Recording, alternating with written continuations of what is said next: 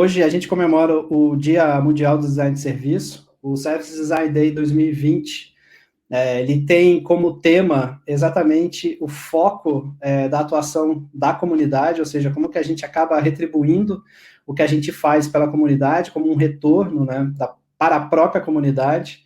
Então, obrigado pela participação de todos. Deixa eu me apresentar rapidamente. Eu sou Érico Fileno, faço parte da SDN Brasil, né, desde a sua fundação.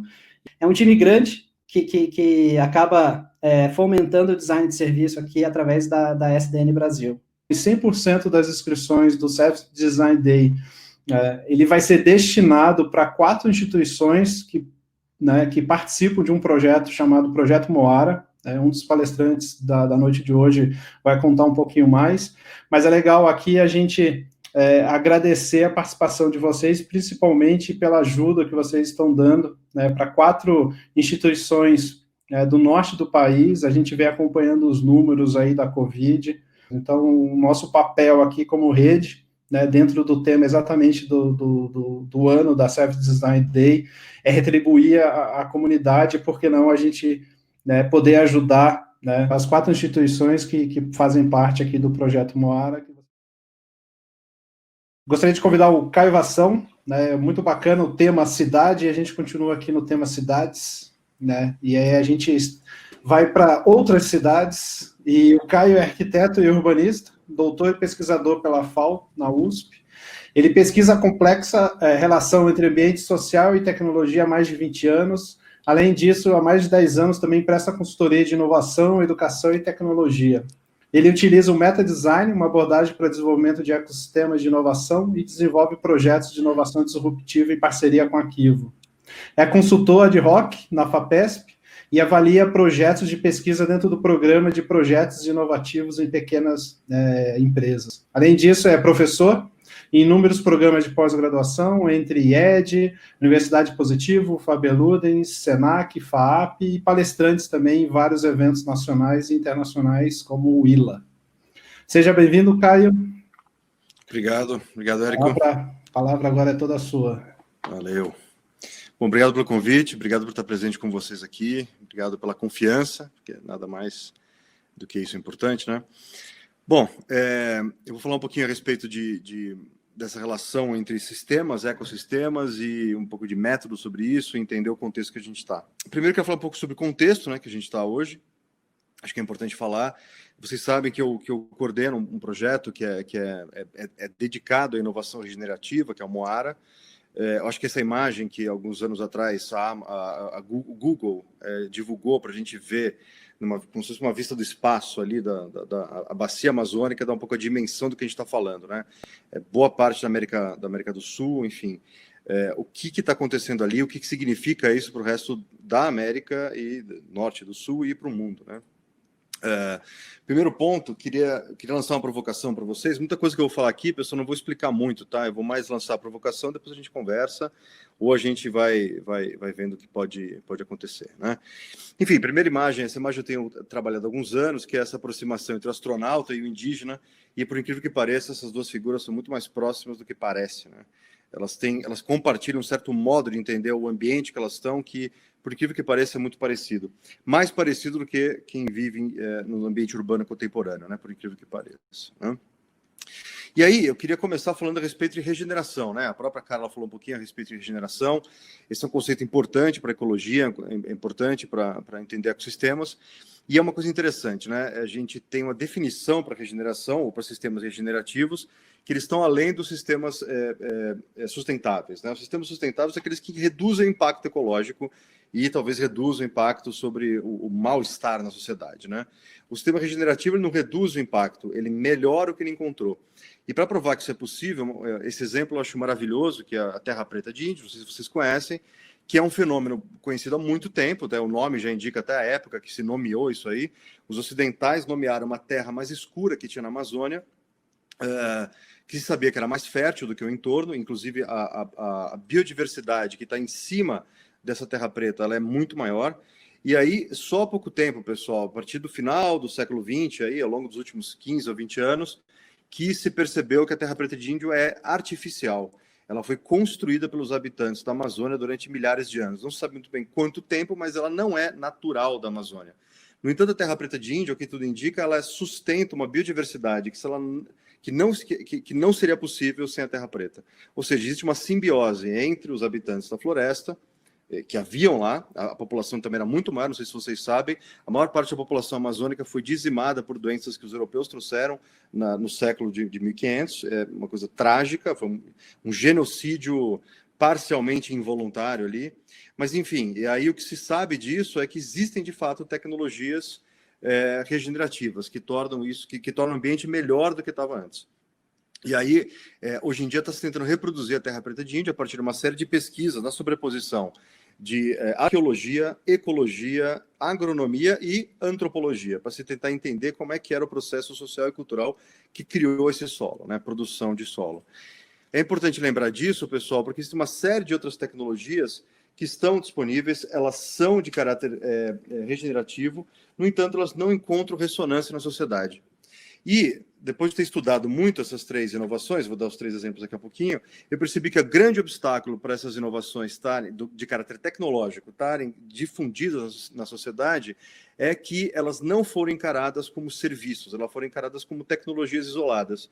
Então, não foi feita uma tradução para que o público possa compreender isso, por um lado, e, por outro lado, desenhado toda a jornada de serviço para que você possa envolver todos os participantes com o mesmo grau de importância. Então, você entender, por exemplo, quais são as 3 tecnologias que eu estou falando. Além da terra preta, existe a possibilidade de usar o biogás, a biodigestão, a partir dos dejetos humanos. A gente joga fora a riqueza que sai do nosso próprio corpo. A gente tem nojo, acha feio, é sinônimo de coisa horrível, quando na realidade a gente está falando a respeito de uma fonte de riqueza absurda que a gente joga e destrói os rios, enfim, poderia ser tratada dentro do lote da sua residência, dentro do condomínio. E por que não acontece? Apesar de ser uma tecnologia conhecidíssima, não tem ninguém no Brasil ou no mundo que crie porcos hoje em dia que também não produz energia elétrica, porque é uma tecnologia conhecidíssima. O problema é que ela não é um serviço, ela não foi servitizada, ela não foi desenhada enquanto serviço. Ela é uma tecnologia que é mantida por engenheiros, basicamente. Como que a gente pode transformar uma tecnologia de biogás e biodigestão em consumo de massa? A segunda é a compostagem, e a compostagem no meio urbano. A compostagem é uma tecnologia conhecidíssima, ela é ancestral, é uma tecnologia de produção de solo, em que você pega todos os dejetos que você produz na sua cozinha, de caráter orgânico, e você recicla dentro de uma região próxima sua. Existe uma iniciativa, que eu vou falar mais adiante, que exatamente propõe isso para Belém, mas isso poderia acontecer em qualquer lugar. De novo, não foi desenhada como serviço, é uma tecnologia que é conhecida de quem trabalha com ela, mas ela não foi pensada como uma coisa para massa, para consumo de massa. E a última, que é o próprio processo de consumo consciente, que hoje em dia eu acho que é quase uma crueldade a gente pedir para o consumidor ser consciente no consumo dele, porque ele não tem como saber de onde vêm as coisas. A gente não faz ideia de qual é o peso ecológico de um produto que a gente consome. Uma caneta, quanto ela custa energeticamente e ambientalmente? Não tem como saber. Para viabilizar isso, a gente teria que ter rastreabilidade. A tecnologia já existe, IoT é uma tecnologia baratíssima, ela é tão barata que ela é descartável, e o grande desafio é transformar isso num serviço de novo. Ou seja, está escancarado para o pensamento e design de serviço. Eu vou voltar nisso depois, tá?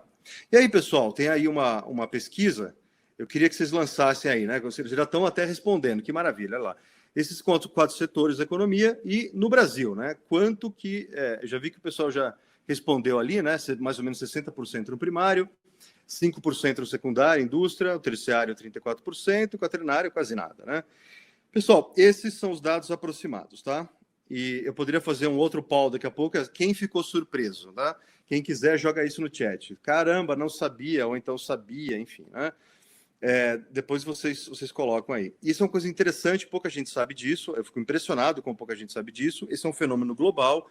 Eu estou escrevendo um capítulo do meu novo livro que é sobre isso, é entender essa servitização global, em que praticamente todos os países do mundo, com exceção de poucos países, como a China é uma exceção, em que o segundo setor é muito grande, mas quase todos os outros países do mundo, não importa onde, inclusive a África, países que a gente chamaria antigamente de subdesenvolvidos ou emergentes, eles também estão no mesmo perfil. Por que está acontecendo isso? Porque é uma economia urbana, o setor terciário é uma economia urbana, o Brasil é 80% urbano, só 20% mora em zona rural e tende a diminuir muito, tá? Tem outros motivos por causa disso, tem a ver com o ticket médio em cada setor desse, lá na região norte, quando a gente está lá no Pará, com o pessoal de lá, sempre provoca o pessoal de lá falando assim, quanto vale uma tonelada de açaí? Aí tem briga, o pessoal fala é mais, é menos, fala, então deixa para lá, não tem, vamos chamar de X essa tonelada, tá? Vale X reais. Quanto vale essa mesma tonelada processada, empacotada e rotulada, congelada, né? Você pode ter certeza que é em torno de 5 a 10x ou até mais, né? Quanto vale essa mesma tonelada preparadinha num pote numa padaria de São Paulo ou mesmo preparada para consumo lá no Pará? Você pode subir esse valor para esse valor aqui, né? Pode chegar até isso. E agora, quanto vale o conhecimento sobre isso? Só uma palavra sobre o quarto setor, o setor quaternário, pessoal, ele deve ser maior no Brasil, tá? É que a gente não sabe, porque ele raramente é contabilizado. No entanto, é o setor que a gente está operando. Nós, como designers, operamos aqui e a gente organiza, ajuda a sociedade a organizar o setor terciário, né? E esse é o setor que está sob ataque durante o Covid, é esse o setor que está em suspensão. Esses outros dois setores aqui, eles são relativamente mais facilmente organizáveis numa situação de pandemia. Esse é o setor que depende de tráfego na cidade, as pessoas andarem de rua, de contato físico, dar tapinha nas costas, dar beijo, dar abraço. Esse é o setor que precisa disso. Como organizar isso, né? Enfim, isso tem a ver também com uma transição histórica. A gente tende a entrar numa economia baseada em informação, criatividade e conhecimento nos próximos 10 ou 15 anos. Ou seja, isso tende a acontecer. Só você olhar esse processo exponencial que está acontecendo aqui, tá? Não vou entrar muito nisso, mas podemos considerar isso, né? Outra coisa importante, que é uma transformação dos tipos de produção que a gente passa. É só uma provocação, a gente produz conhecimento, produz significado e produz matéria e logística para viabilizar a distribuição dessa matéria. Isso circula pela sociedade. Isso está mudando à medida que a gente transita entre os setores, né? Enfim, eu vou pular um pouquinho isso aqui, meu tempo é pequeno aqui, e aí eu gostaria de chamar a atenção, pessoal, também da chamada desemprego estrutural. Isso tende a acontecer, você deve ter conhecido essa pesquisa, ela circulou fartamente nos últimos 5, 6 anos, e a tendência de que setores que dependem de empatia, dependem de presença, de olho no olho, tendem a crescer, enquanto aqueles setores que, mesmo altamente remunerados hoje em dia, tendem a se automatizar no futuro porque são formais, como, por exemplo, direito e medicina. Áreas altamente valorizadas na sociedade tendem a se desvalorizar no futuro, e áreas desvalorizadas, como professores de ensino básico e enfermeiros, terem um crescimento sensível na economia, né? Tem a ver com a empatia. Outra coisa importante para a gente ver no contexto é essa classe média global que está explodindo, né? Ela tende a crescer brutalmente, esse número já está atrasado, a gente já passou de 3,2 bilhões, né? A gente está bem acima disso aqui, a tendência é uma classe média global. Mesmo com Covid, essa tendência dificilmente vai ser abalada. E isso está acontecendo basicamente nesse novo contexto geopolítico, né? É outro bloco político que tende a ser protagonista disso, né? Europa, Estados Unidos, Japão vão colocar o assento de passageiro nessa história. Mas existe uma velha classe média global e uma nova classe média global. Essa nova classe média global que está emergindo é uma classe média que vai ponderar o mundo a partir do ponto de vista da regenerabilidade, de sistemas regenerativos. E essas pessoas, pessoal, eu vou até desligar minha câmera aqui, são pessoas que a gente considera no Projeto Moara como protagonistas desse movimento. São pessoas que estão alinhadas com essa inovação centrada na regeneração. Essas são iniciativas que, em algum momento, até foram apoiadas pelo Projeto Moara, outras iniciativas só tiveram contato, outras iniciativas nem tiveram contato, a gente admira pra caramba o pessoal. São pessoas lá da região norte que têm um desempenho incrível. Desse grupo aqui, a Micaela Valentim, ela está relacionada ao Observatório de Marajó, o casal Timei e Carla estão relacionados à agenda Vaeté, a Paula Moreira está no Instituto Paulo Martins, enfim, o Rafael Vale está ligado à energia sustentável, a Kelly desenvolveu tecnologia sobre isso, enfim, é uma patota muito interessante. Eu recomendo que quem tira um print screen, depois procura essas pessoas, vocês vão se surpreender com o que essas pessoas são capazes de fazer. É uma inovação de fato regenerativa. E aí, de fato, pessoal, a gente pode ir para o segundo polo aí, que é o que é um ecossistema, né? E aí uma pergunta básica que eu estou lançando para vocês: se é possível prever o futuro de ecossistema, né? Eu respondo livremente. Enquanto isso, eu vou falando sobre o que é um ecossistema, né? Ele é vivo, ou seja, tem vida própria, vontade própria, ele anda por conta própria, digamos assim. Ele é incontrolável, mas você pode entrar em diálogo com ele, ele tende a ser aberto e tende a ser acolhedor, depende de como a gente trabalha com ele. Ele é uma fonte inesgotável de riqueza. Você não tem como inaugurar um ecossistema, ele já existe, né? A gente sempre parte de algo que já existe. O novo que a gente traz para aí é uma interferência, talvez filtrar o que a gente está vendo, recortar pedaços e observar. E aí vocês estão tentando responder aí se é possível prever um futuro no ecossistema. Então vamos pensando, tá? E aí, um pouquinho, quem conhece esse meu modelo para inovação sabe disso, né? que a inovação, especialmente a disruptiva, ela surge com caráter de exploração de uma oportunidade. E depois de passar por um processo de experimentação, disseminação, ela se torna um fato do cotidiano e vira necessidade. A gente não tem como prever exatamente o que vai acontecer aqui. Então, as pessoas estão meio divididas, eu estou vendo aí, né? Se é possível prever o futuro do ecossistema. Eu já respondo. Não, não é. Não é possível. Mas você pode entrar em diálogo e você pode falar de tendências, aproximações ou algo assim. Mas prever o futuro, como se fosse uma máquina, é quase impossível. Então, tem alguns princípios, como a diferença entre consenso e convergência, a ideia de você não vai substituir, você vai sobrepor coisas no ecossistema. E aí aspectos de método, né?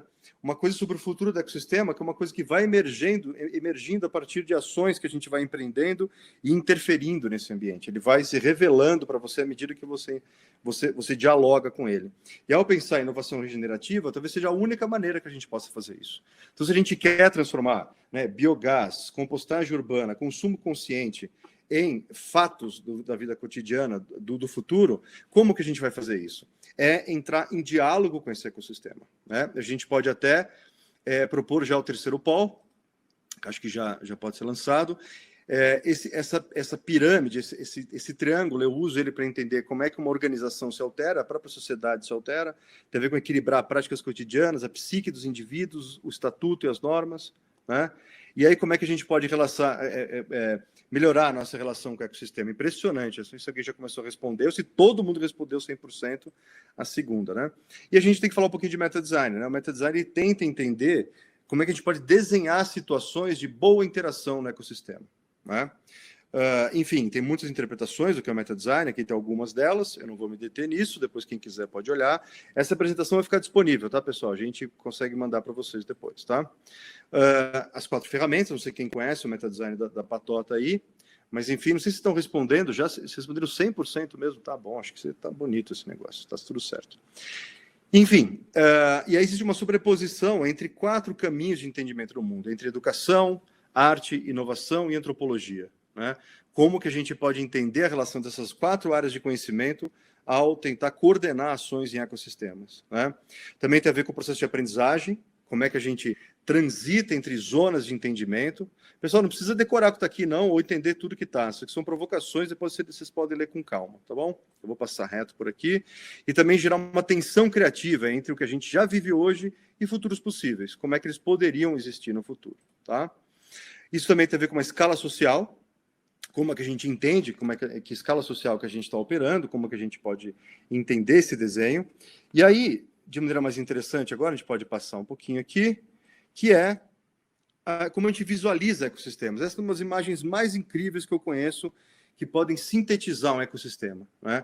Não sei se vocês conhecem o trabalho desse artista alemão chamado Hundert Wasser. Ele é um cara que trabalhava com arte e ecologia. E aí perguntaram um dia para ele, para você, o que é o ecossistema, né? Como ele funciona? Ele falou, é simples, são 5 peles. A pele do seu corpo, né, a epiderme, a pele que você constrói à sua volta, né, as roupas e vestuário, a pele que a gente constrói no ambiente estendido à nossa volta, são as casas, as cidades, a construção civil, todo o ambiente construído à nossa volta. Aí tem uma 4ª pele, que é a identidade e a cultura.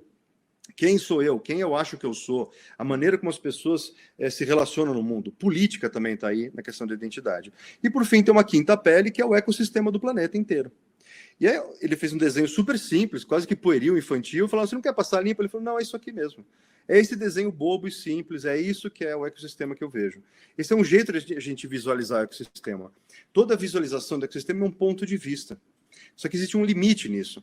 Você sabe da importância que eu dou aí para o trabalho com diagramas, é muito importante tentar visualizar o ecossistema como um diagrama, porque são itens em conexão, e essa conexão é uma relação, e a gente começa a perceber cada vez mais que para entender o ecossistema é entender as relações humanas, relações de produção material, relações de produção de energia, fluxo de energia e matéria, fluxo financeiro. Que fluxos são esses? Esses fluxos estão nas relações, a gente tem que mapear as relações. Então a gente elenca quem são as pessoas, as entidades do ecossistema, e a gente vai definindo essas relações. Só que tem muitas maneiras de fazer isso. Esse aqui é um mapa de ecossistema que eu utilizo, muito ligado ao setor de inovação, especialmente inovação tecnológica. Você lista lá atores, você lista tecnologias, lista as práticas cotidianas e os hábitos, e você vai conectando quem está ligado com o quê. É um jeito, tem 1000 outras maneiras, né? E aí eu gostaria de praticamente terminar com essa provocação aqui, que é um jeito da gente entender como que a gente pode organizar o ecossistema a partir de dentro dele. Esse é um aspecto super importante porque está ligado diretamente com os métodos do design de serviços, especialmente aquilo que a gente pensa a partir da etnografia, da antropologia. Então, o primeiro exemplo aqui, esse mapeamento inerte que eu chamo aí de ecossistema, o que a gente faz? A gente sabe que existe um ecossistema, a gente não sabe muito o que ele é, né? Ele tá aqui nesse primeiro grupo aqui, né? Que a gente pode ver. Deixa eu fazer um risquinho para vocês entenderem o que eu estou falando. Aqui, né? E aí a gente convida especialistas a irem a campo e observar aquele ecossistema. Maravilha. Esses especialistas depois produzem uma visualização disso, um mapa desse ecossistema, que pode ser um diagrama, pode ser um banco de dados, pode ser um monte de coisa, mas basicamente é uma representação, é um desenho, é um texto, é uma lista, é um site, o que é que seja. A gente registra isso em algum lugar e a gente reza para que exista um processo de retroalimentação, que o próprio ecossistema olhe para aquela representação e, quem sabe, possa aprender alguma coisa sobre si mesmo. Enquanto a gente, olhando um pouco de fora, vai fazendo interferências nesse ecossistema. Na realidade, o que eu sugiro? Né? Eu sugiro que a gente entenda que o ecossistema é vivo, ele é composto por pessoas e seres vivos. Então, a gente, partindo desse princípio aqui, o que a gente precisa fazer? A gente precisa promover conexões internas a esse próprio ecossistema. Né?